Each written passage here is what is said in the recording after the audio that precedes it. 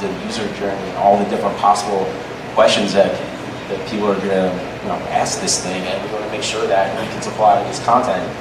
So a huge piece of that is really leveraging social insights, leveraging some of the conversations we're seeing on Reddit, seeing what people are actually looking for, and kind of building upon that and providing useful information in this part of this skill.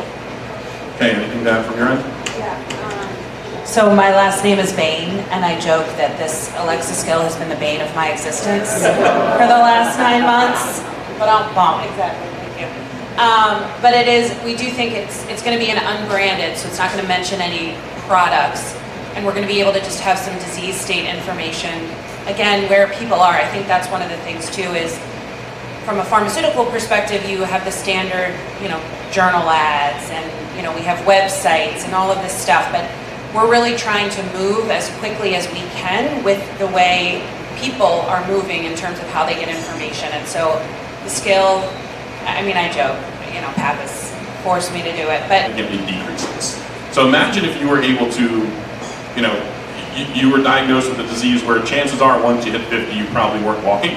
But if you could get this information about this one drug or another drug and could start treatment right away and were aware of what was available, then you could continue to walk into your 70s. That is a significant game changer. So what we're actually doing with that client now is kind of switching our gears. They want to go heavy with direct to consumer. They're like, well, should we do TV? We want to go after this younger, and I know everybody hates this word, millennials. I technically fall into that category of a millennial, but it doesn't, I just look really old. I look really, I'm balding. I know, I look old. But we're trying to, she gasped. Sorry, I lost my train of thought there. We're trying to go after this audience, right? It doesn't make sense to do traditional pharma advertising where we're putting billboards out and we're going heavy on Wheel of Fortune TV, right? We got to figure a different way to get to this audience. So we're actually looking at more online video type of advertising. We're looking at their media consumption behaviors of actually rather receiving a text versus an email and things like that. So it's really changing the game and shaping, and the industry is going to kind of have to switch over to that as unfortunately baby boomer population starts passing, and the millennials and Generation Y become the next kind of people that are the core audience. You want to add something else? I was just saying, John, adding on to the TV and video piece, that's one of the biggest changes that we've seen is I'm sure everyone's seen these pharma commercials on TV where it just talks about everything that can basically go wrong with the medicine, which is always fun. So instead of spending tens of millions of dollars on TV campaigns, with Kay, with her brand, we've been able to run a lot of really successful YouTube campaigns, just because the cost, I think we're paying about 3 or 4 cents per view. And one of the stats that kind of blew Kay's mind was we had a 30-second video we'd run an ad with, and within I think it was 7 months we racked up the equivalent of 75 years worth of watch time from a 30-second video. And this is targeted, it's keyword targeted. We're hitting the right audience. We're not just blasting out tens of millions of dollars in TV. Not sure if we're hitting who we're trying to get. So this is it's just showing how it's definitely shifting as the population is changing as well. And more people, there's more 18 to 49-year-olds, or YouTube reaches more 18 to 49-year-olds on mobile alone than any cable news network. So it only really makes sense for us to have a strong presence there. And what I'd add to that is when you're running these TV commercials, people are talking about them, but that conversation is not being captured. Right? They're talking about them in their living rooms, and this is something that's unique to Reddit and Twitter especially, is you can hold space for conversation, or you can even participate in that conversation in a productive way. And what's remarkable about brands in the pharma space is they bring a very, very important value to these conversations, which is immense expertise and resources in what we're here to talk about. This is, when they take a seat at the table, they have authority in a way that nobody else in this conversation can have. And so when you align that with a video, it's way more impactful from what we've seen in terms of some of the results that you get with some of the brand stats, brand affinity, product awareness, et cetera. My final add-on there is a trend that we're seeing is really, at the end of the day, is brands not just pushing out brand content anymore, like you were kind of saying. It's really more they don't want to know that they're dying. They want to know that when they go to the grocery store, that these 10 vegetables are going to help them towards their health journey, or these stretching techniques will help them, not be so, help with their arthritis. Whatever those life kind of journey skills are. Those are the ways that brands are becoming more innovative, especially with MS and psoriasis and other things that are happening and getting a lot more mainstream knowledge. And what we're also seeing as well is it's outside of the brands making the handles, they're also making unbranded handles, meaning we're getting awareness to that there's lung cancer and these are the things you need to do, or there's MS or diabetes, whatever it ends up being. But really, again, living for more of a lifestyle thing for sure. And then just to also add, tying into the video, what's also great, and we've seen your brand specifically do, is they're making content that works for the platform, right? Which is important. You can't just repurpose, well, you can, but when there's limited scope. But at the end of the day, you don't recommend just putting your 60-second commercial on Twitter. If you can make it short, snackable, 6, 15s, that's what people like on Twitter. They're not going to sit there and watch a whole minute. And you have to be able to portray your brand and what you want them to do in those very quick seconds. And so that's, again, where we're seeing a lot of brands like Tegresso really taking a stance on that and really, optimizing the creatives to work on the platform. A couple of pieces that you touched on there are really relevant to what we see also, and you're talking generationally a little bit earlier, and I think that the way that millennials and Gen Y are approaching their discussion or their views of their health is different, and it is very much about what should their diet be to increase their longevity with or without a condition. And the subreddits that we have, like autoimmune protocol, for example, which is really a restrictive diet that you need for certain conditions. Other people have come into this community when they want to reset their diet, regardless of condition, and they find value in the facts that have been kind of parsed in this community. Like, if you want to completely reset your body, here is what you eat, here is what your daily regimen should be, and it's inspiring to see that the value of that information spreads beyond just that one patient community. Absolutely. All right, so we'll stick with you. You did a lot of research, heading into this, and I know you published some of the stuff. Can you share some of the stats and kind of insights that you uncovered as you were kind of digging into all the health communities? Yeah, absolutely. I think it parlays nicely to that generational conversation in terms of how millennials are looking at health. We can categorize in 3 different sort of community types on Reddit the way that people talk about health. And you have these communities that are seeking wellness, that a community like Diagnose Me or Ask Docs, where somebody's like, something is going on, I don't feel well, I want to figure it out, and I need to find a way to reach equilibrium again. And that's that next category of community where it is achieving equilibrium, and that could be the psoriasis community, for example, but that's learning that you have a signal that your body gives you on the level of stress that you have. So learning how to go from trying to feel well to then, having equilibrium to thriving with the way that your body lives in the world.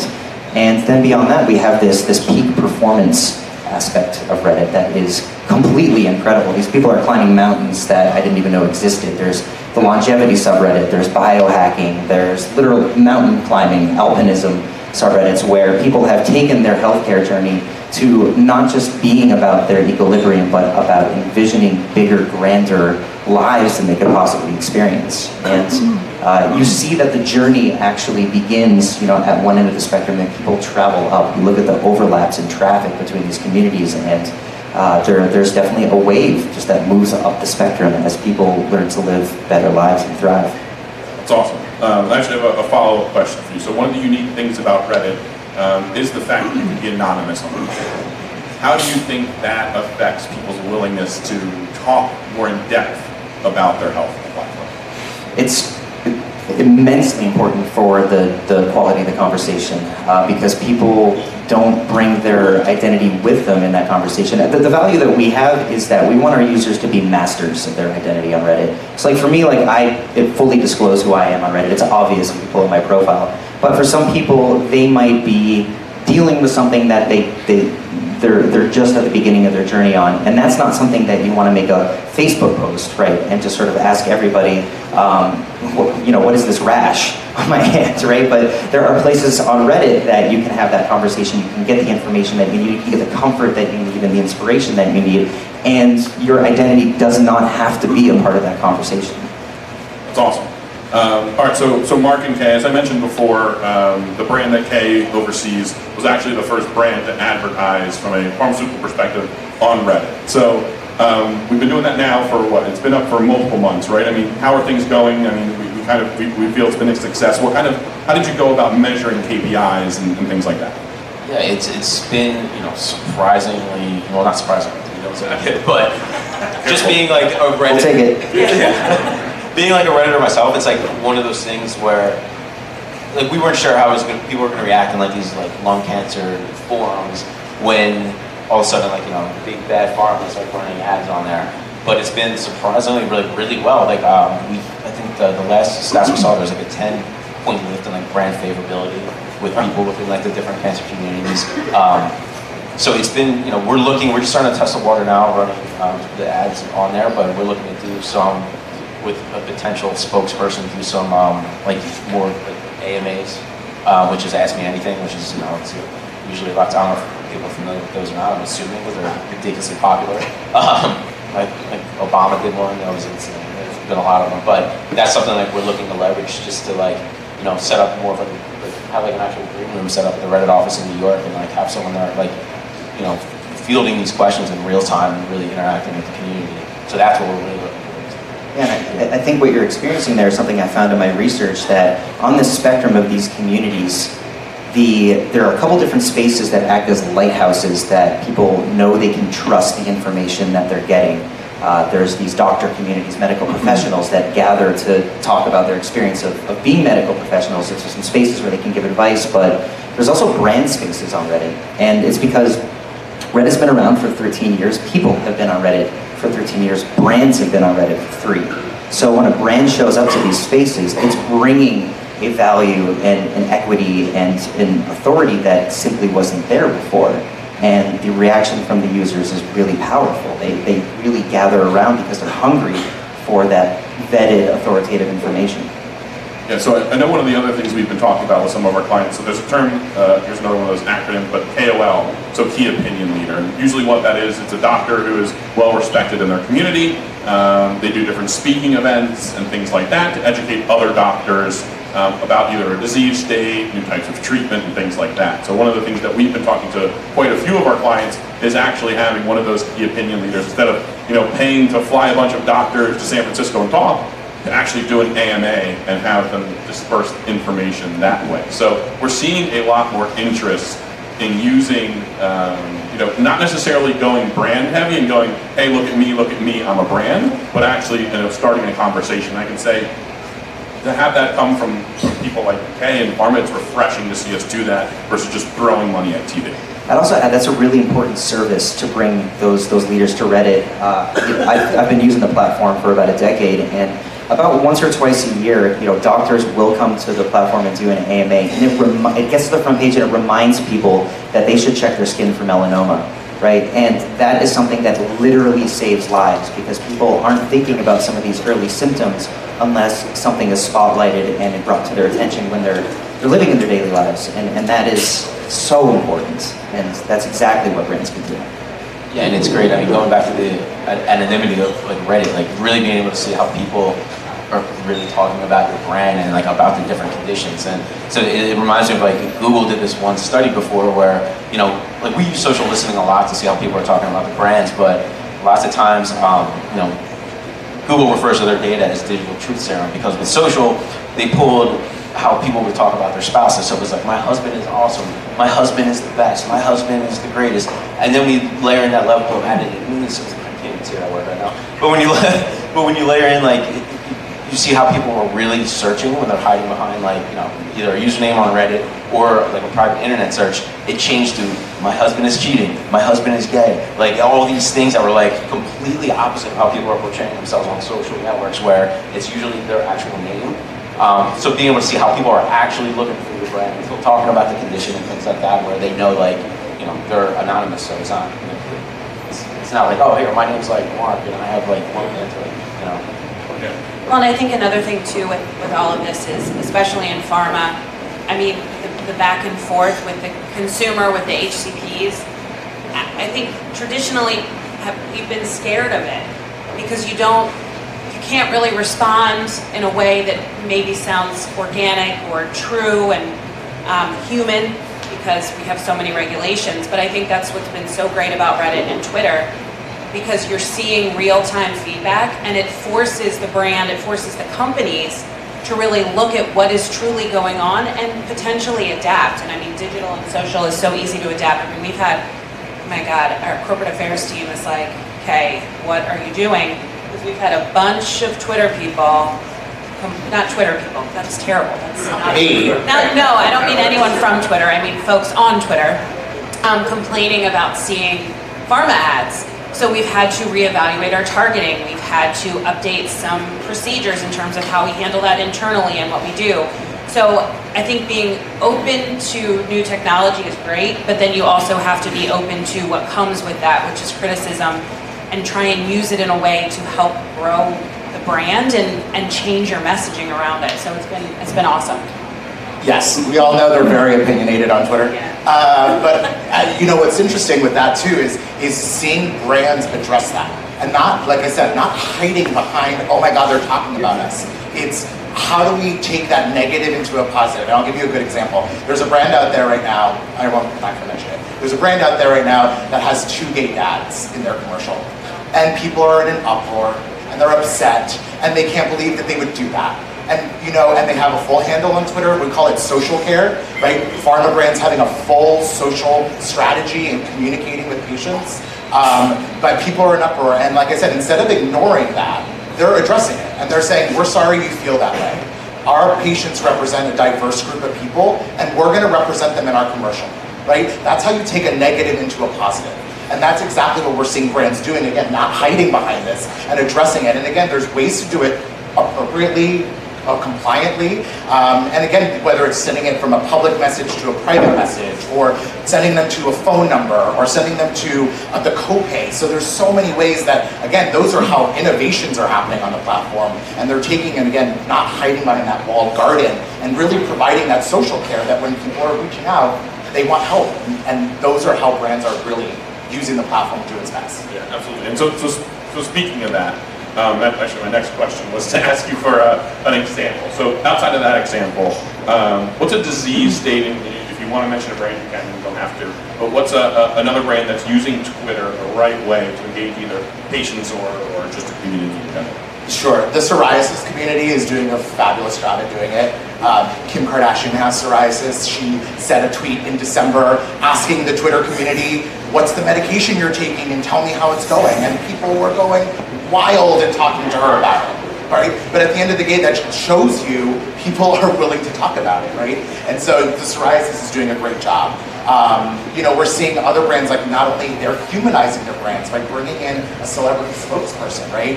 Because they want you to know that this happens to you, me, and everybody else, right? It just doesn't happen to these other people. So when you can humanize your brand and bring an authenticity, that's what really connects to people, right? And again, when we're talking about communicating with people, that's where we're seeing them really innovate, because the idea, again, pharma is 5 years behind auto and candy and movies. Like, we have so many rules in place that we cannot do anything. But again, the times have changed, and pharma companies are starting to pick up and see the value, right? You can learn so much more about your consumer when you're hearing what they're saying and developing content to help address that. Or, you know, tailoring your assets to better, you know, like you said, when you're dealing with complaints, how can we get them to think more positively, or what information can we send them that can hopefully get them to, you know, be a follower, right? So again, those are some great examples. But HCPs too, you know, HCP handles are becoming healthcare professionals, right? So doctors, nurses, medical people, you know, it was a fascinating example actually, when the NRA was talking to doctors about staying in their lane. The doctors on Twitter exploded and said, well, this is our lane, right? And they showed them, you know, SOMED, there's great hashtags that are out there to find these doctor-specific communications, like SOMED Docs, MedEd, FOMED. There's so many great, like I said, connections. And by hashtagging those things, you bring everything together. And people are finding that they're discovering that information and acting on it. So again, it's happening all over the board, from a patient perspective, from a doctor perspective. They're really, again, this idea of not speaking to people, or, oh my God, what can we say back? You know, there's ways to work through that with the legal teams, and every pharma company will be different. So it's just really addressing it to each of the pharma brands and their needs. Awesome, thanks Alex. Okay, so we got about 10, 15 minutes before we open up for questions. I want to kind of switch to kind of what's next. So Mark, I'll start with you, because I know you like the whole innovation thing. You know, you work with a lot of new partners, a lot of new technology. For us as an agency, what's out there that, you know, obviously we just started working with Reddit, and that partnership has really taken off in the pharma space. You know, what's the next piece of technology you're looking forward to? What have you seen out here? And I mean, besides eating tacos with me the past, you know, 24 hours, what have you seen here that's inspired you?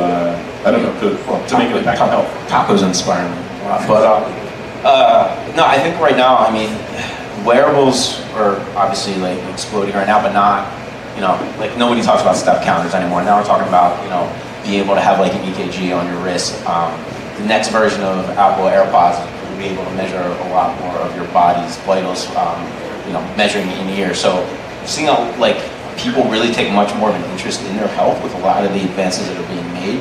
As far as like different channels, one I love right now because I use all the time is Waze, which is another one I'm on a mission to launch soon with Kay. But basically, like, you know, I use Waze everywhere I go driving. Even if I know exactly where I'm going, I use Waze because of like the traffic and police and whatnot. But what I realized is, like, when you do a search on Waze, you could have a brand message pop up in that search. You can have like your logo on the map and Waze, and if you're like in a specific region near like an event or anything like that, you can drop a guest pin on there. And so, you know, with pharma and with oncology, lots of times we can't really be in certain closed institutions, like any kind of like schools and some hospitals. So what we can do is, you know, drop a pin in that zip code around the location or by like the address on there. So it's just ways, no pun intended, to get, you know, the brand in front of more people. So if like there's like, say there's like a lung cancer walk or event like that, we can drop a pin on the actual location of this event going on. If someone's searching in the address to drive there, we can have a branded message shown there as well. So I think like with the explosion of like mobile devices and how powerful they are now, there's so much more opportunity for us to leverage some of these new channels that we're starting to make. Yeah, it's interesting. We were at, Mark and I, or Andrew and I, sat in a session yesterday about augmented reality, and one of the changes that like something like a Google Maps was rolling out, instead of saying, hey, make a right on Main Street, they were actually saying, make a right at Burger King. So it's kind of changing and actually enabling brands to kind of engage that way a little bit differently. All right, okay, anything you kind of want to add to that? What's next for you, besides trying not to work with marketing lunch? I think it's just trying to really, on the platforms that we're on right now, is really refining the content that we're providing. And from a Twitter perspective specifically, trying to engage and respond in more real time to those HCP discussions, because our key opinion leaders are on there and they're talking about data, and it is informing the strategy of our business literally on a weekly basis. So really optimizing the platforms we're on. I mean, for those of you who don't work in pharma, it is exhausting to try and get things done. So I'm really tired, and Mark hounds me all the time about new stuff. If anyone else at CMI talks to me about a Snapchat filter, I'm gonna lose my mind. I always tell him my response is, stop trying to make fetch happen. So but no, in all seriousness, it's really refining the platforms we're on and expanding what we can do with them, like the AMAs on Reddit. I mean, Facebook is Facebook. It's kind of like boring right now for me. I don't know, is that bad to say? Well, they're not on stage with us, so it's okay. Okay, right. I'm not saying that just because I'm sitting next to two guys from Reddit and Twitter. But just really optimizing where we're at right now and keeping our eyes peeled for what's next. So yeah, so I was going to say that Alex and Will, feel free to add to what you guys think. So you want to talk about general or something specific to your platform? Sure. I'll just do 2 quick things. So, the innovations that are also happening on the platform are like TV targeting, right? We all know, we're all young in this room to know that we do not watch TV on the big screen anymore, right? So it's important to find those consumers wherever they are, right? And Twitter is all mobile, and they're on their phones, and it's right there. So TV targeting, and there's so many ways to do it strategically. You amplify your strategy, you fill in when you're not there. It all just depends what makes sense to your brand. So innovations in TV targeting is huge, and sponsorships, tentpole events, that's where Twitter shines, right? And that's where you guys can be a part of those conversations, and that's what we're definitely seeing, especially in pharma. They love the PGA Tour, they love the Grammys, the Oscars, they love things like that. So those really come to life on the platform. 10 minutes. And then finally, the other thing is around the conversations, right? We spoke that Twitter is where the conversations are happening. So when you can connect to those conversations, whether it is the doctors, or it's, amplifying your TV strategies, or it's just being around the cancer conversations, the oncology conversations. I always tell my brands, the conversations are happening with or without you. And why are you gonna watch the conversation when you can be the conversation? And that's what I'm gonna leave it with. That's awesome. Thanks, Alex. Will, anything to add? Yeah, so on Reddit, as our audience is growing, we're seeing some really inspiring uses of the subreddit framework to create these subreddits. So essentially, if a hashtag could create a community, and it doesn't have to live forever, it could just live for a couple of weeks, it could live for a couple of months, but I'm really excited to see how that challenges brands to rethink the process that they bring to thinking about hashtagging, because if that hashtag was also a community that meant membership. So take, for example, our users created the longevity community. That could be a hashtag where you're thinking about, I'm going to make these statements in terms of what I think this means, but in r/longevity, there are people that are in there that are continuing to gather to live this lifestyle. They're members of this community, and seeing how brands continue to leverage that is really interesting, whether it's short-term or long-term, to hold this space for communities to continue to grow, especially in pharma, because pharma is creating an idea of a lifestyle that it's contributing to, and that's something that maybe in a community architecture is a little bit more durability and a little bit more action can happen in there. And beyond that, walking around South by, certainly saw how a lot of surprising brands are entering into the health and wellness space. And it's interesting to see, Samsung's activation, for example. You look at the words on the side, it's do what you can't, and this is upgrade, upgrade, upgrade, upgrade. And I see that, and I see how that ties into those peak performance communities. And I'm very, very fascinated to see what pharma does with the entree of these other brands into the health and wellness space, because pharma has the authority. Right, so the context that they're coming into can be established by that authority that pharma holds. So I think that there's going to be a really interesting push and pull between those, major brands in general spaces and pharma brands that establish what health means to us going into the future. And I think we're all going to benefit from just a smarter view of how to define our health. Absolutely, and I think that goes back to kind of what we opened with, right? As there's a group of people up here that have pushed things forward, have made brands that normally weren't on social, wouldn't consider being on, doing some kind of innovative platform. And this is a great group of people that have helped push our industry forward and kind of live up to that duty of what we owe to the patient community. So with that, we'll open it up if anybody has any questions. If not, it means we just killed it and we answered everything. Eugene, yes. So I was in a session yesterday, Rohit, who spoke about the challenge that we have with case studies. And his statement was, have you ever been asked for a case study of something that's innovative? And by the very nature of that, it's like contradictory. If it's innovative, you don't have a case study. You haven't done it yet. It's non-existent. So how do people tackle that challenge? Maybe that question's more for Kay. How do we convince clients in this case? Because that's a common question. They'll ask us for, show me the proof, show me how it works, show me the success that's going to happen for it, it hasn't been done before. Right.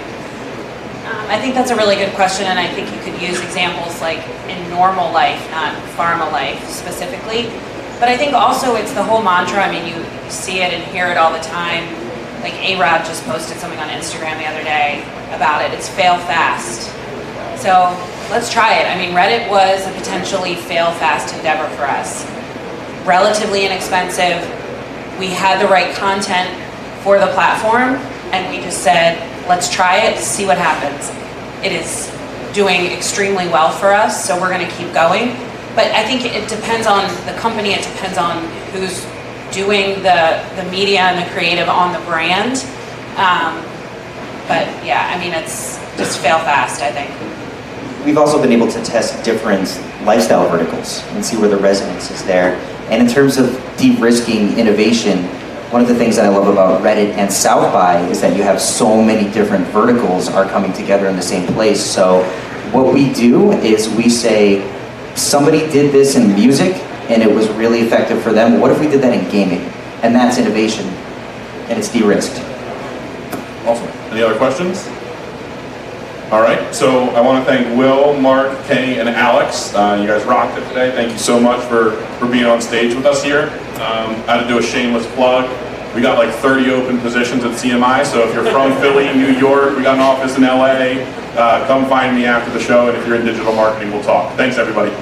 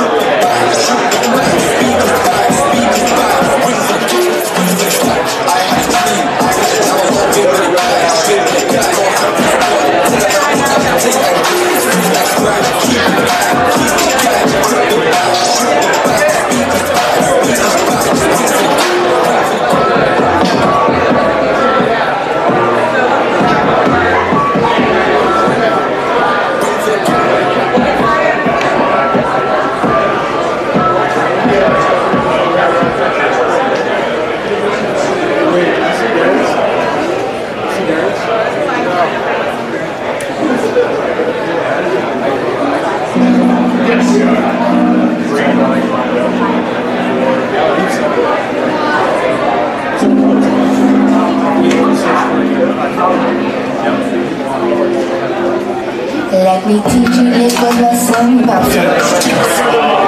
You would have thought they knew more or less than me. These makers and teams, spreading joy with our wings. But look, we got brains, not naive.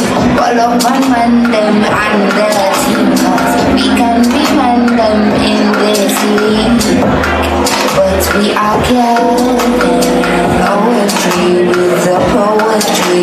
Now the energy can proceed with me.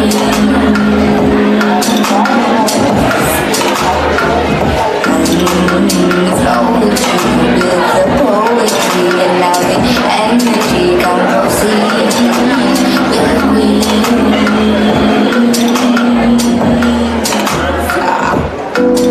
No one can hit you crackling to the end of the stream. Never feel I'm the whole human, don't really don't matter if you say it, 'cause the silver is free. Even this stuff is in me. I'm holding to the small things like these big guys when I leave. 'Cause this ain't trick or treat. I hold my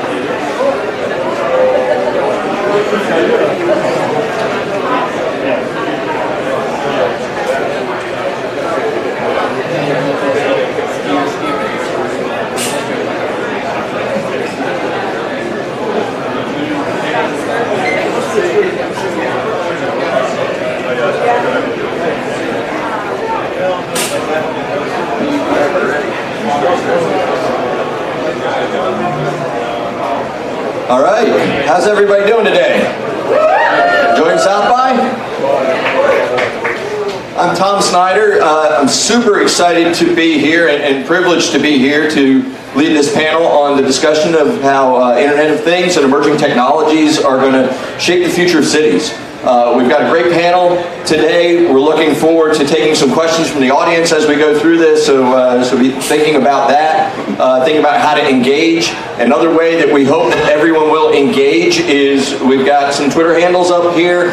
Show some love to these speakers, show some love to Amplify Philly. I'd like to thank them for pulling this together. It's been a great team to work with. Again, I'm Tom Snyder. I lead an organization called Riot. We're based in North Carolina, focused on economic development in the Internet of Things space. So through my organization, we run an early stage startup accelerator. We advise municipal governments in smart city activities. We hold events and conferences and things around the country. And so we get to hear from the experts of the experts in this space all the time, and we're looking forward to having a few experts on stage with us today to talk us through this. So Adam and Maya and Dion, I'm going to let you each just give a quick introduction to yourselves, because you'll do it much better than I can, and then we'll get into the discussion. All right. Hey, everybody. I'm Adam Cavati, and can I hear a little bit bigger, like you enjoying South by Southwest? Sound a little weak earlier. Are you guys enjoying it? That's a lot better. All right.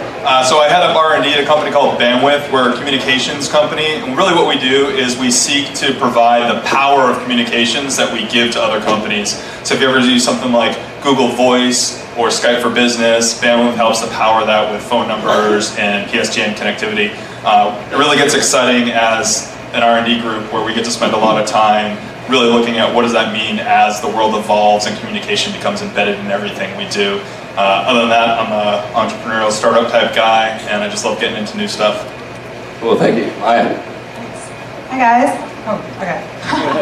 My name is Maya Ottenstein. I am the Digital Experience Design Lead for UX Research on the Digital Innovation and Consumer Experience Group at Thomas Jefferson University Hospital in Philadelphia.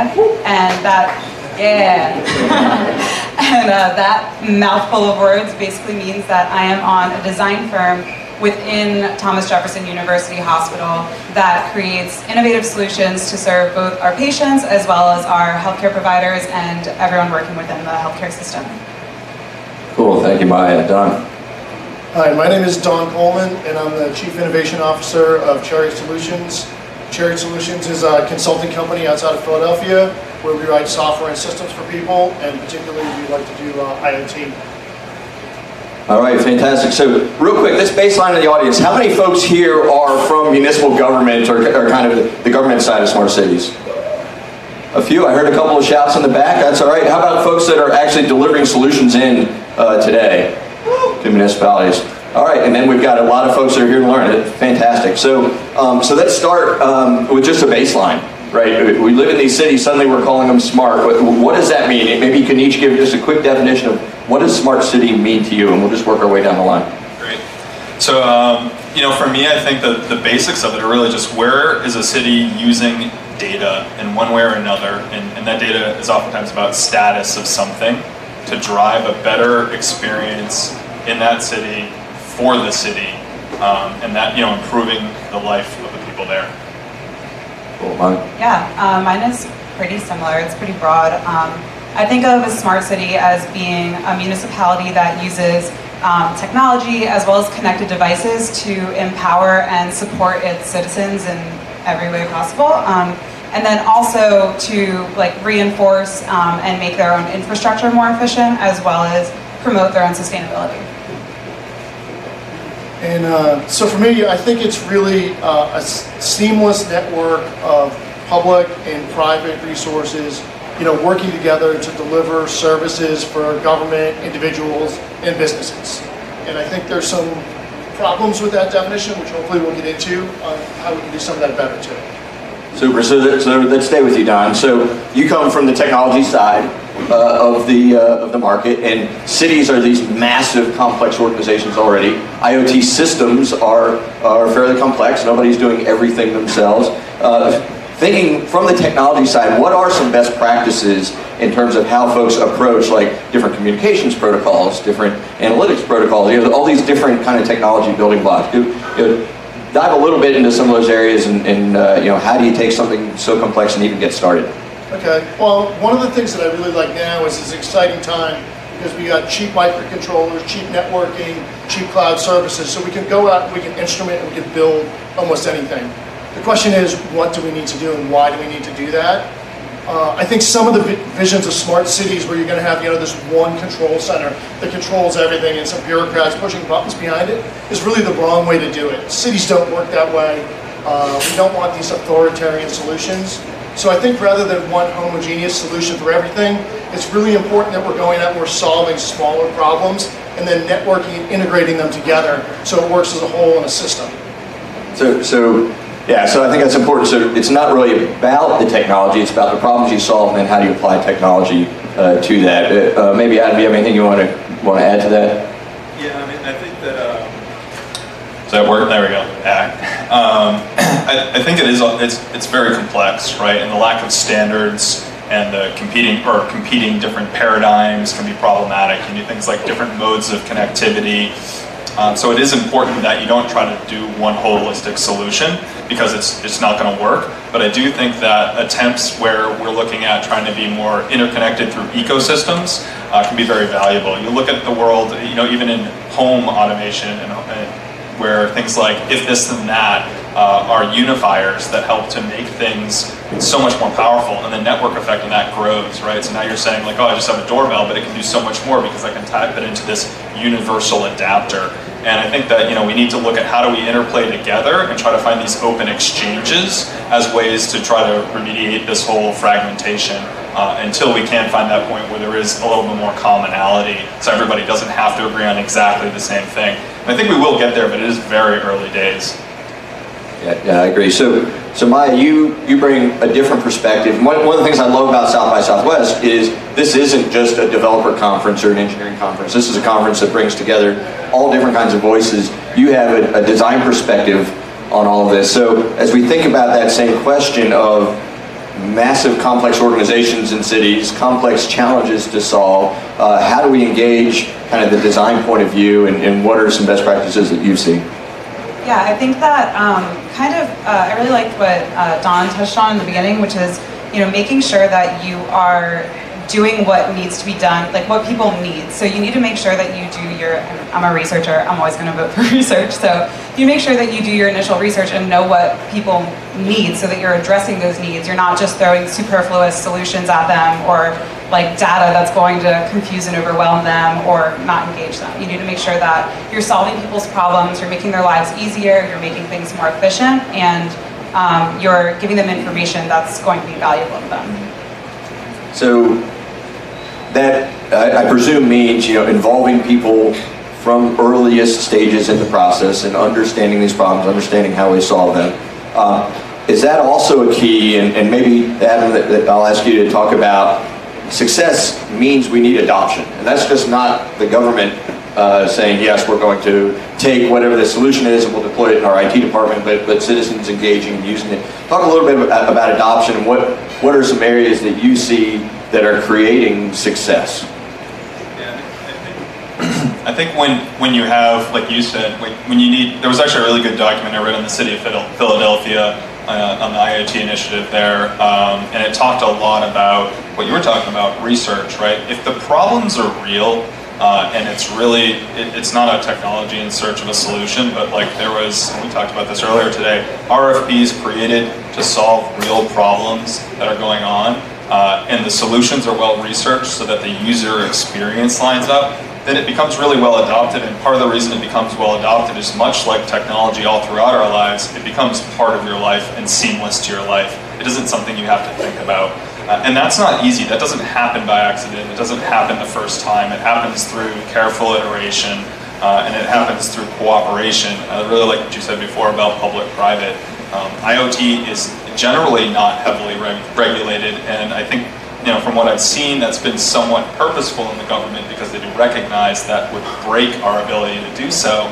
And I think that we need to continue down that path where self-regulation is something that's taken very seriously by the cities implementing things and also by the vendors, because if not, then the government will need to step in, and that will only slow things down and make adoption harder, because those regulations oftentimes break usability. Yeah, and I think along those lines, it's really important to make sure that it's not just technologists and technology companies making these decisions, that the community's involved, that, historians, sociologists, people that know how to make the right kind of decisions and not suffer from the mistakes of the past, to get them involved too. And I think that you talked about Philadelphia's plan for being a smart city, and they really do try to address a lot of those things by making it bigger decisions. What can we do with technology to unlock the intelligence within the city? The technology isn't going to supply the intelligence, it's going to enable people to do more things and to do better things. So I heard a kind of an interesting description of technology that this was originally, I guess, going by Mark Weiser, who was one of the initial kind of founders in the semiconductor industry, and talking about things like virtual and augmented reality and the differences between a virtual space where you are completely surrounded by things that have been created, and then the augmented space where you're completely surrounded by the real world that then is augmented with digital things. And his point was that the best solutions are ones where technology fades into the background. So in this augmented reality scenario, you are living in the present in your world, but technologies and things are fading into the background. So I'll open to any on the panel. What are some examples maybe where you're seeing solutions in smart cities, where you're seeing things that are happening that are delivering on solutions but aren't so tech heavy that the citizens maybe have to pair 18 devices and go through 4 menu clicks and so on and so forth? Maya, I'm happy to start this one off because I've been thinking a lot about it lately, actually. Like, what have cities been doing? And I feel like one of the most tangible things that you can see is actually, you can see it in Austin right now, is the sharing of like scooters and bicycles. These and in Seattle they also have, it's really popular, car sharing, which is starting to get popular in other places too. But it solves a huge problem for a lot of people. If you don't have public trans, or if your public trans doesn't reach everywhere in the city, which how can it?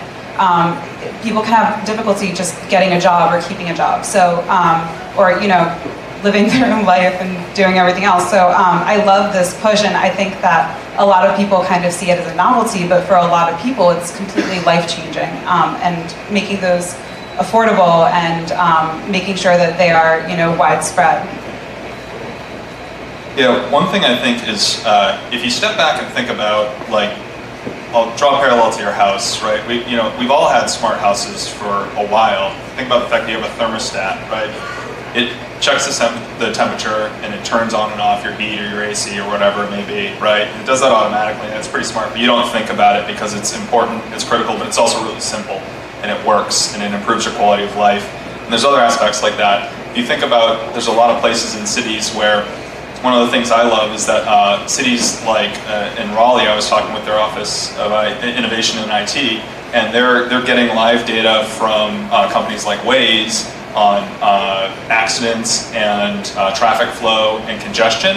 In return, they're sending data to them about accidents and construction and road closings, and they're actually using that to analyze traffic patterns and how they can improve the streets. So it doesn't have to be something where, like, you have to change the way you do your life, like, oh, now I gotta do this thing, like smart water meters. Those are great, but now I gotta look at a smart water meter and figure out, am I using too much water? What's normal? Like, oh, that's interesting. I didn't know that's what, But there's things that go on that are much bigger than us, that are much better informed now. And I think those are huge, because those oftentimes were done with those little road sensors or through someone's gut or by lobbying and things like that. And now we have a lot of data that's in real time, and it's much more granular. And all of us are contributing to it. So I think that really improves, that I think gets to the heart of this, like, how can we really get at this volume of data, usually not even personally identified, and use that to help improve all of our lives by doing things like reducing congestion on the roads. Cool. So I want to come back to personally identifiable in a moment, but before we go there, I think you bring on a good point that we have more and more information, and as we have more information, we have a higher resolution picture of the places in which we live and the ways in which we live, and theoretically with more information we can make better decisions, right? But what are some of the barriers to scaling? You know, what are the things maybe that are standing in the way from getting these different data sets to talk to each other or to be able to share, you know, across municipalities or whatever the case might be? I don't know, Don, do you want to start with that? Yeah, I mean, one of the things is people don't always want to give up their data or let people see it. Sometimes you'll see, you know, people will release data and then data scientists will come and figure something bad out, data sets disappear after that. But it is nice to see there are initiatives with Philadelphia, New York, Chicago, where they're working on open data projects and letting people have access to data via transit systems and municipal things and stuff like that. And so I think that's one of the important things is with this data to make sure that the community is able to be involved and able to use that to find interesting things and problems that need to be fixed. And it's not just taking people's data and using it in an authoritarian type way to be like, oh, hey, here's an outlier, scrunch this down, or here's something, let's get these guys back in line. Because a lot of times, like, those outliers are where innovation and interesting things happen. Yeah, so we're not looking for the permit violators. We're trying to actually provide real services, right? You know? Maya, do you have a perspective on this? You know, how do our citizens become comfortable with more and more information being collected about them? Yeah, that's a big one. I think it depends on how the information is being collected, first of all. So kind of like what you just touched on, having it like not be personally identifiable. So like things that can help inform things about like food security and things like that. I think that one thing is making sure that people know how it's benefiting them, so being transparent. And I love what Don keeps talking about getting the community involved.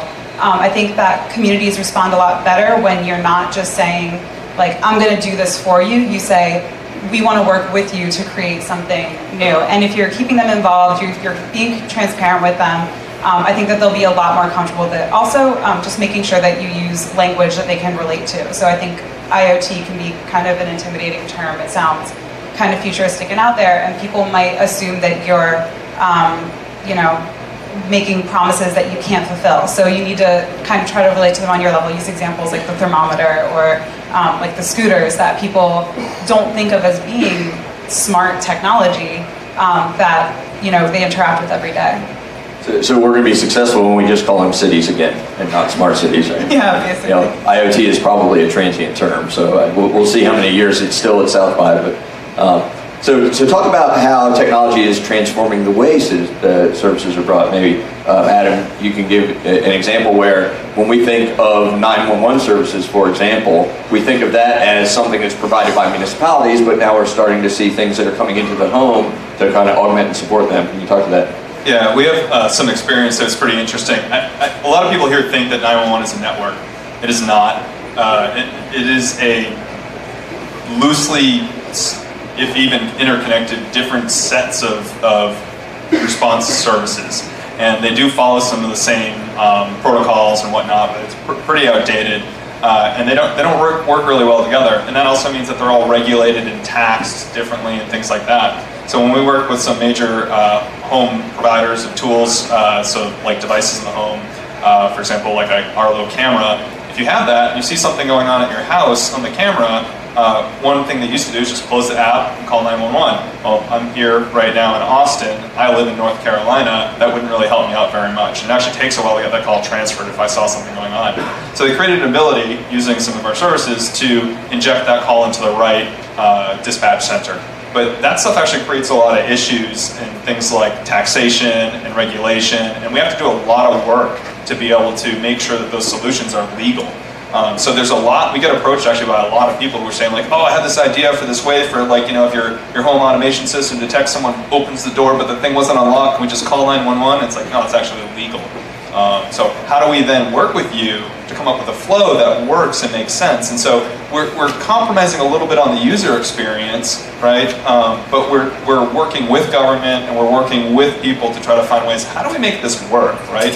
And I think over the next, you know, few years we'll continue to see that we're going to have to adapt regulation, we're going to have to adapt our laws, because we don't want to adapt ourselves to the laws, and technology is enabling us to have these kind of situations where, you know, if someone gets hurt, you don't have to intercede, right? There's enough sensors and things going on that you can say, oh, we should, you know, a car accident, we should call 911. The reason your call goes to a concierge type thing and says, I see you're in an accident, do you want me to call 911? Is that car can't call 911 on its own, right? So there's a lot of things like that where, you know, how do we help to improve that flow? And we're really looking at that and digging in. I think there's a lot of opportunity to make that better. Very interesting. So I don't think in this session we'll probably solve the challenge you brought up of the fact that all these municipalities work in different ways. It's really difficult sometimes to have a solution that's legal in one state that's not illegal in another state, and so on and so forth. I think that's a challenge. I think that that will be the role of regulation going forward. But right now it's good that it's kind of this open space. But before we get into that, so Don, talk about, you know, let's say I know we have people in the audience that are, you know, have ideas for how to solve, you know, big challenges in cities, or they're on the other side, they have a problem and they're looking for somebody to help. Like, how does somebody get started, right? How do they find some collaborators? What are kind of some first steps to moving a smart city project forward? Well, a lot of what you say is you're first coming up with an idea, and hopefully it's an idea to solve some particular problem, and not just like we have this cool shiny technology that we want to put into action. And then so really working and thinking through how that can be applied, what the, you know, and build a prototype really is a lot of things. Get out there, talk to some people, and try to make sure, prove out that this idea is going to work. Sorry, I'm losing my train of thought on that. Right. Yeah, and so really it's working through and then getting the other people involved. I know I keep repeating that, but it can't just be technology as solving problems. You got to make sure that you get all the stakeholders involved so that people are going to accept the solution and won't rebel against it. Super. And then from there, obviously, you get your requirements, you start designing, you start building. Can maybe any of you talk through maybe an example where you have then gone, you know, to a pilot study, and how do you evaluate how that is successful or not, and you know, kind of move along the business scaling, if you will? I can touch on this a little bit. So we actually, this is a really exciting week for me. So we actually just launched a smart assistant that we made ourselves in the DICE group in our hospital. So it's like a fully HIPAA compliant voice assistant. We built it completely from scratch. It's awesome, not to brag, it's just super cool. Everybody check it out. Yeah, so as the lead for UX on that project and the lead researcher, I've been creating, you know, the studies for our KPIs and how we're going to track those metrics. So the great thing about IoT and creating these smart connected devices is that a lot of the metrics that you can figure out what metrics you need ahead of time, and it's just going to feed them back to you. You just need to set it up the right way. So you can look at how people are using it, how much they're using it. You can see, you know, if they're, it depends on the technology. For us, it's really interesting. It's going to be really interesting to see what they're asking it to do that, you know, potentially we hadn't thought of. So you can do that, and then also, you know, the usual research methods like interview, surveys, observation, shadowing, things like that. But definitely going out in the real world is really important, but it's just so incredibly valuable that we just get all this information back all the time that we can use to improve our product and refine it. And so it's like, we tell our patients whenever we introduce them to the device, like, you're part of this development, you're part of this project now, and we're relying on you to make it better. So let's stick with that. So I think it's really interesting coming from the healthcare sector. You could think of a hospital as kind of a smart city, right? It needs to do trash collection, it needs to do security, it needs to, you know, provide for moving people around the facility, and so on and so forth. Your employees are kind of like your government workers, and your patients are your citizens. Like, you know, how do you engage those patients? How do they take being part of this kind of brand evolution? Yeah, so if anyone here has ever dealt with healthcare, you know, it's a pretty painful system to interact with. It's just riddled with bureaucracy and roadblocks, and you never have enough time with your doctor. You never have enough time with anyone that you want. You never feel supported enough. So one of the great things about like IoT connected devices is that it's really helping to streamline the infrastructure and like the behind-the-scenes processes that can then enable a better patient experience, both when they're interacting with the system and outside of it, because then we can have our patients connecting with the system when they're not necessarily in the hospital, and we can engage them from the time that they first start experiencing symptoms all the way through when they have their symptom relief. So that means that when they're trying to figure out like how to deal with these symptoms on their own, either before or after their doctor's appointment, we can help support them that way. And then I'm just going to keep babbling, but we can further support them by also providing them other kinds of solutions so that to empower their providers to give them a better experience as well by having them, for example, less reliant on patient self-reporting. So by introducing wearables and other kinds of smart technology, doctors can actually monitor like a more holistic view of how patients are living, what their habits are, and kind of see the behind-the-scenes stuff that patients may not want to tell them about or may not remember to tell them about. So, for example, if you don't understand why you're tired all the time and your doctor can have your Fitbit tracking feed into their health records, they can see, oh, you're waking up many times throughout the night, you might have sleep apnea, and they can do faster diagnoses, faster treatment, and then also make their patients feel like they're engaged in their healthcare instead of just being treated and left on their own. So obviously that starts to lead to concerns about privacy, about security, about there are good uses of data, and then there are uses that people would not like their data to be used for, right? And so, so maybe Adam, I'll go to you. What are some of the things that you see in the way that organizations can build trust with their customers in data usage? Yeah, I mean it's tough, right? I mean, I think I remember we were talking about some of the points before, reminded me of this when Strava released their data on running, and people looked at the different data and they actually were able to identify secret CIA bases in some areas because they could see Americans running around. They actually could identify people too by the data, and so that was a betrayal of trust. I don't think it was intentional. And you look at things like GDPR and stuff like that, when you dig into that, what we're starting to see with a lot of our clients who are implementing some of these systems is they're starting to more and more say, be very intentional about what data they keep, and saying, we've actually had people come to us and say, can the data stay on your network and can we not have it? Unless we need it, and then we will handle it and then get rid of it. And then if it is valuable, then it's captured with a purpose. It's tagged, so we're aware of what it is, and we have a policy around it. And I think that's really important, is that you're intentional about it, and you know why you have it. And that makes you really think about, like, how are we going to report on success? What means success? What means failure? What do we need for debugging or problem solving, and how do we get rid of it in time? Is it worth keeping, and what will we do with it? And it's good for all of us that this is happening, because this is probably one of my biggest fears about connected cities. You hear stories about what China's doing, about social credit scores and things like that, and that's worrying. And so I think it's important that the community stays engaged, and that the corporations and the communities, the cities themselves, take this part of it very seriously. But I think it is a problem that things like GDPR, which have been uncomfortable for a lot of people and a pain in the butt for others, have really forced the issue. And we've seen a big about face from a lot of people that I think historically have captured a lot of data. So I think that's a very promising turn in that event. Yeah, so I think that the data is very important because you can do a lot of good things and you can get a lot of information by looking at the data and slicing and dicing it. But the big thing is to make sure that you're really clear on what you're doing with the data.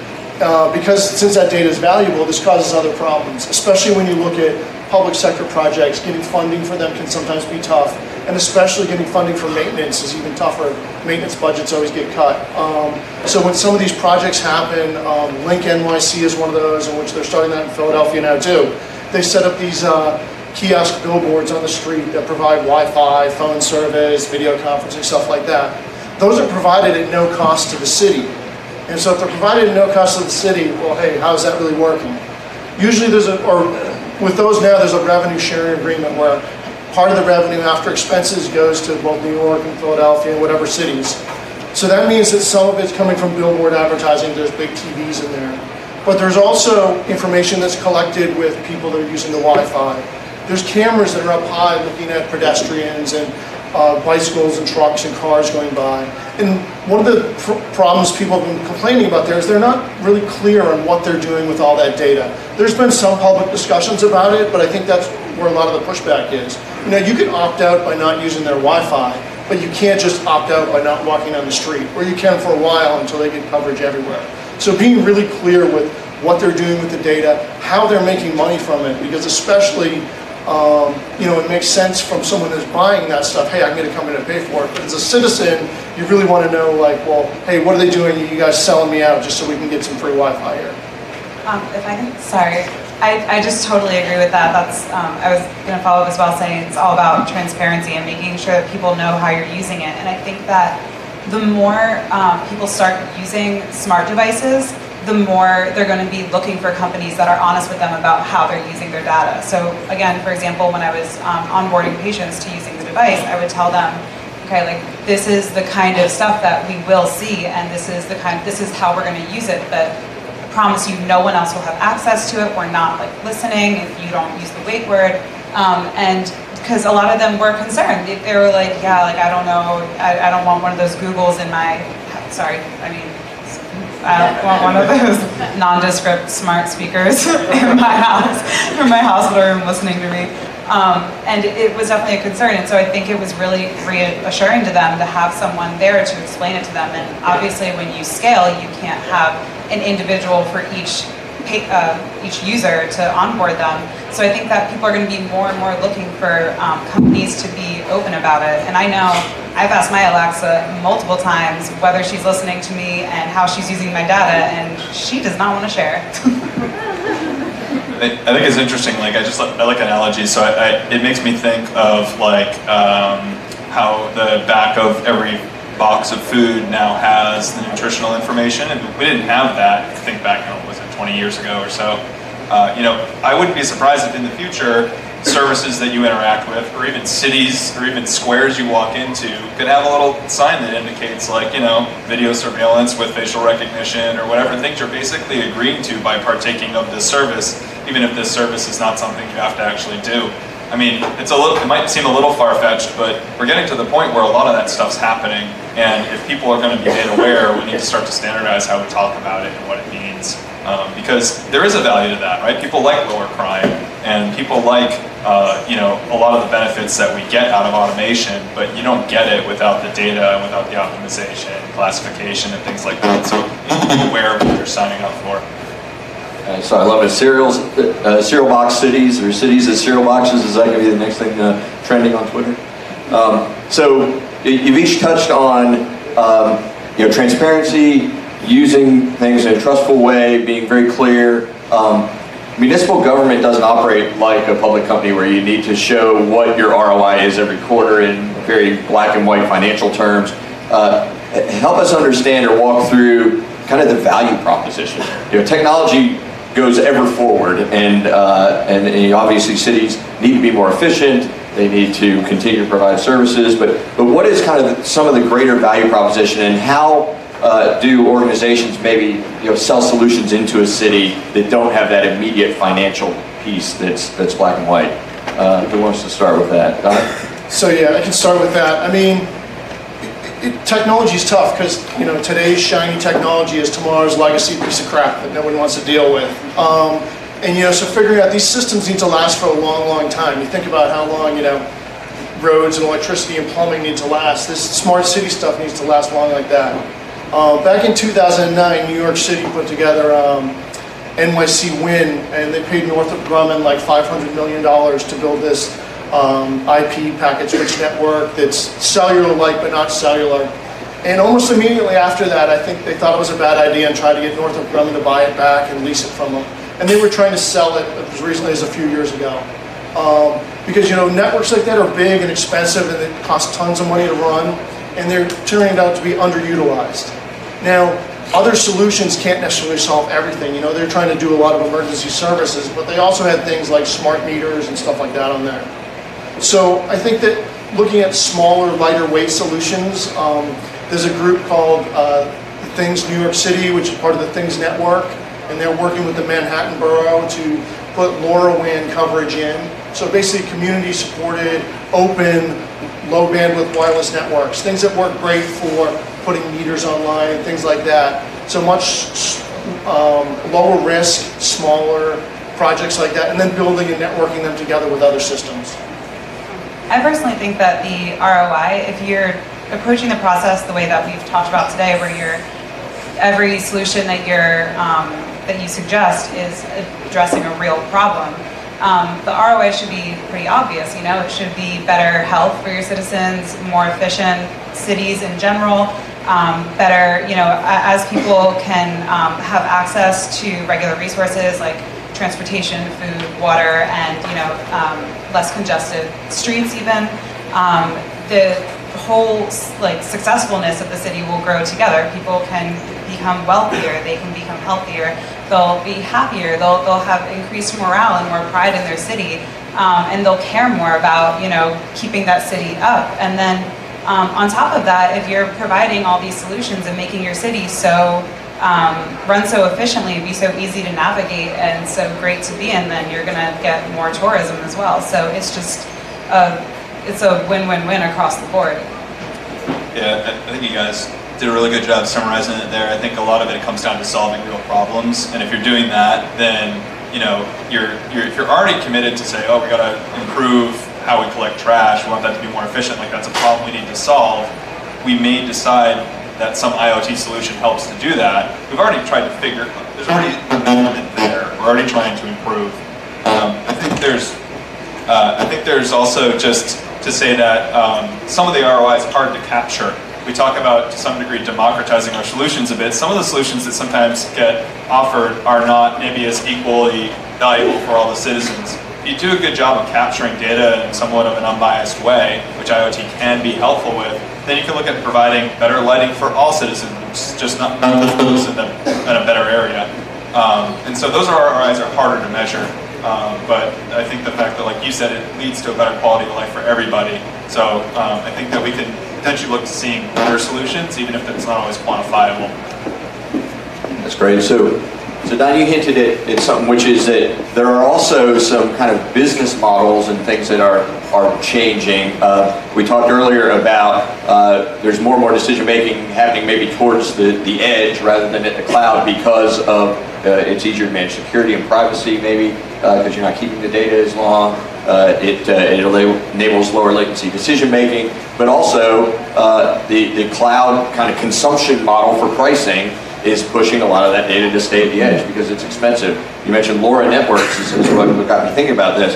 Cellular backhaul is really expensive, particularly with smaller data, and so there are new wireless protocols coming out. What are you seeing in terms of how business models and cost pressure on providing these services is pushing people to use new technologies or new architectures or new ways of deploying the actual solutions? So, I mean, as a person who's a technologist, this is the exciting part for me. I think that, like I said before, there's inexpensive microcontrollers, inexpensive radios. The cloud can be expensive, but for the most part, you can spin up things and really collect and do a lot of stuff that before would have taken, 9 months to get a data center set up. So from that perspective, all of those parts are getting cheaper to get out there and experiment and do stuff. But it's still expensive because there's a lot of people involved, a lot of politics, a lot of getting stuff to agree, and the people still makes those parts of the thing expensive. So really trying to just leverage those technologies and reuse existing pieces to make solutions that are easier to implement is really a good way to go. Yeah, I think when we look at this going, yeah, okay. When we look at something like you're talking about the smart assistants. As someone who's actually joining us as an intern was telling me about the project she did, it was like a healthcare hack. They actually built a little bear that basically was almost like a little smart assistant, but it was more like just someone they could talk to for young patients. And they found that just in some little testing, and they were talking to patients, they were talking to doctors, oftentimes the kids would confide in a little bear or something like that. But if that had to be processed in the cloud, then no one would have allowed it. Right? Because they weren't going to let little kids talk about health-related things and send that data up to the cloud. So the fact that technology is advancing, that you can do that kind of stuff cheaply, in a device and not necessarily send the data anywhere.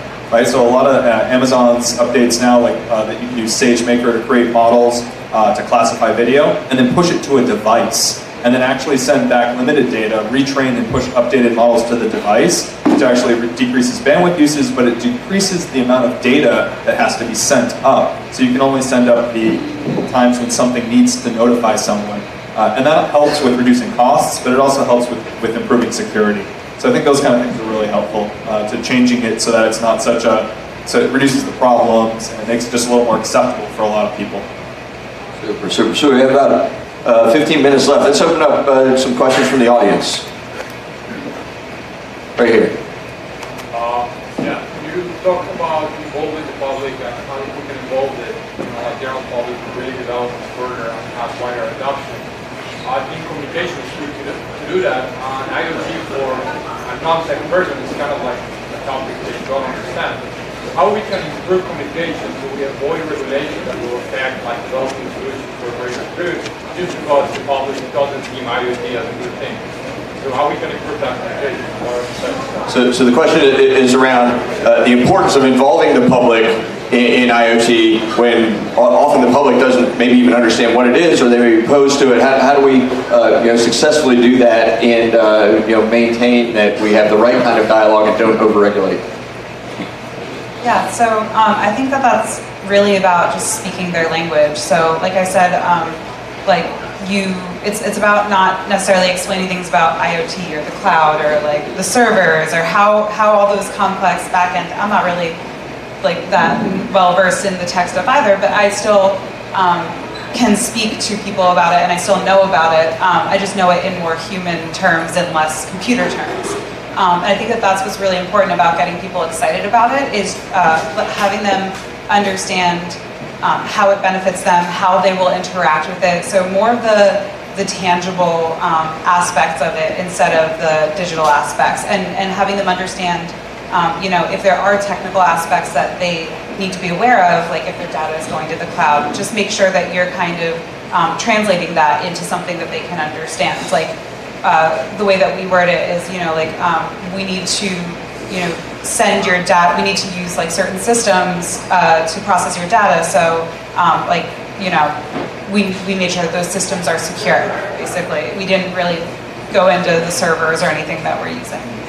So it's not important that the citizens know how a road is paved. They just know, hey, we're going to have discussion about whether we need a road here or not, and then full transparency about what that road is actually going to do. Yes, perfect. That's okay. Great. Done. Yeah, and I think another important thing around that is not using the term IoT. I think IoT is kind of a catch-all that we use as technologists to talk about these things and go across, 57 different industries. So when there's a problem, we'll talk about, hey, we're going to look at doing fleet management of the garbage trucks, or we're going to look at putting GPS on the buses and video monitoring the bus stations so we know how many people are there and things. So talking in terms of the problem rather than using IoT, because it's not a term, it's not a great term, but it's the term we have. That's great, that's great. Right here.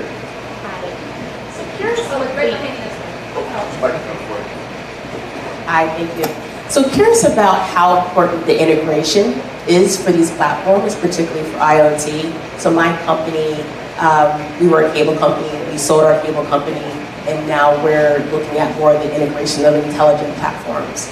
Because we get into the community, we touch, we feel them, and I feel like sometimes that part gets missing. So when we're talking about IoT, it's like, right, why do you even call it that? People that live in North Philly don't know what IoT is. So what do we call it so that people can understand how useful and not intimidating it is? So just wanted to be, just wanted to hear your thoughts about that part. And also how LoRa will be a big part of this, maybe digital divide or lessening the digital divide, the LoRa network. Right? Or if it could be, may not, I'm not sure. All right, so discussion on integration. Where does integration enter the conversation? At what point do you need to start thinking about what are these technologies? How do you actually make it work and keep that transparent communication back to your citizens? I mean, I think everywhere, integration is huge on this. A lot of times, you look at systems that have been built, and sometimes they look like a bunch of technologies held together with duct tape. We strive to do better things than that, but really integrating of the systems and the sharing of data and making things work across, because most of these solutions aren't going to be a one-size-fits-all proprietary thing. So where we can use open standards and open platforms, I think that's a really good thing. And then you had talked about, the LoRa technology and how that will help to democratize democratizing Internet of Things and these solutions. And yeah, I mean, I think LoRa is a great technology because it works with low bandwidth, low power. Things can run on batteries for a long time.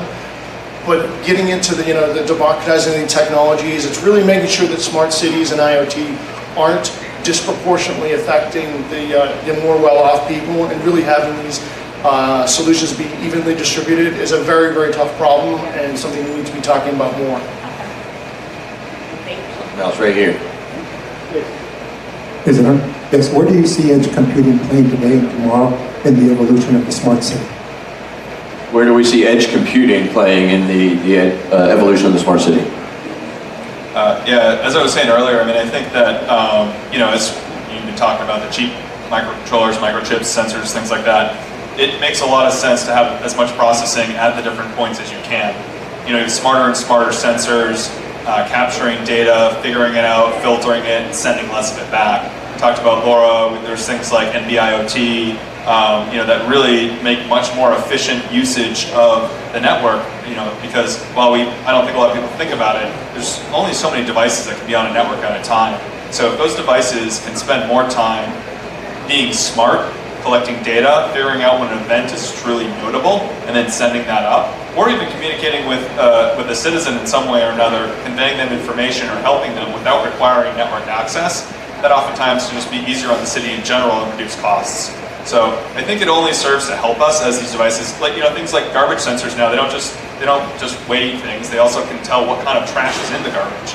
That's amazing. You couldn't do that, not that long ago, and it's because of the better compute power and the better, cheaper sensors. So it only goes to improve the seamless nature of it and the experience for the user, at a cheaper cost. And it just makes them more adaptable and acceptable to the community, in my opinion. So I'll take moderator's privilege and add just a small piece on that as well. So one of the things that we see absolutely driving edge is, particularly when you have highly regulated or highly sensitive data, keeping it at the edge makes it a much lower security risk. A bank robber goes to a vault because that's where all the money is. That's a lot easier than robbing each of you individually, right? And so, particularly for like health data and wearables, being able to do compute on the edge to understand things and then just send alerts about health issues versus sending all that health data all the time. Things like that are driving a lot on edge, and I think we're going to see the same thing in the city space. Any other questions?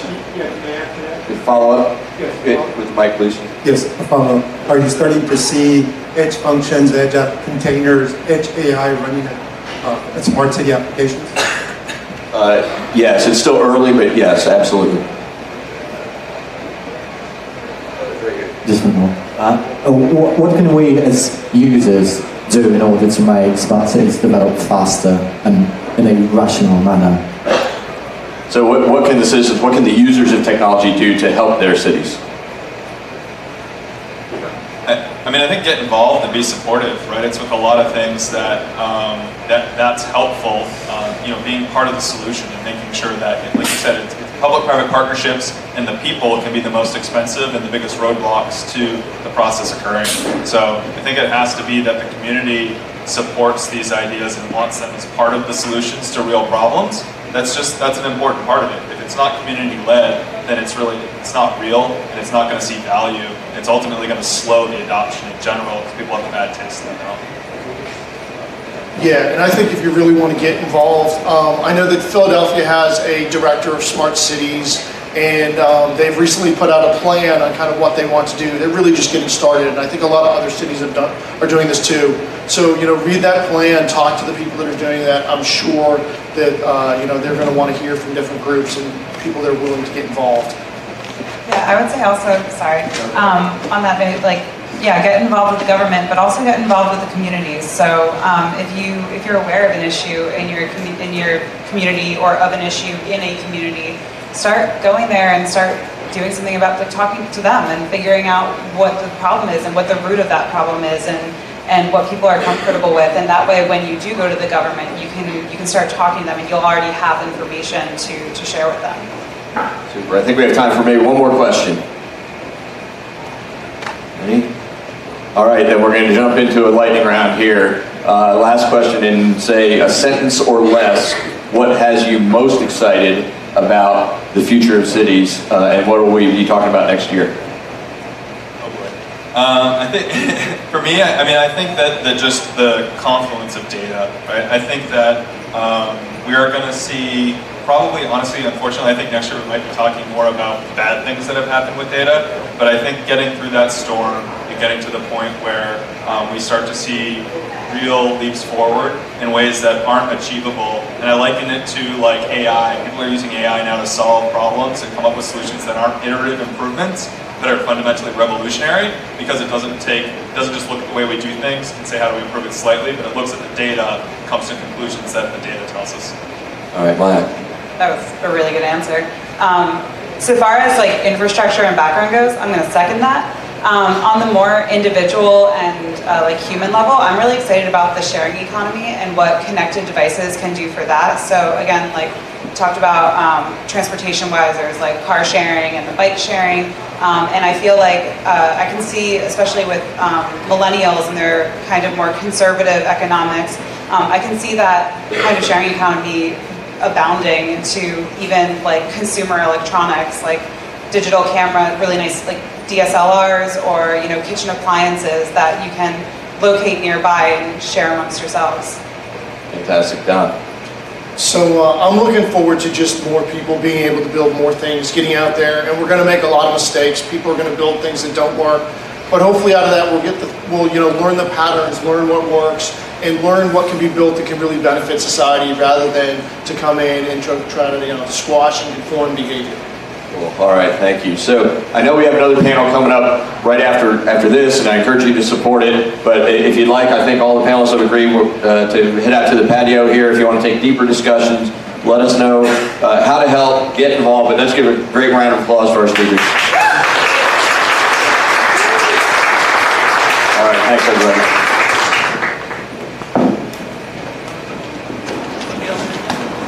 Feels so good. It's who we are. Thank you. Peace to the gods. We now to them the task for land. PwC Sound.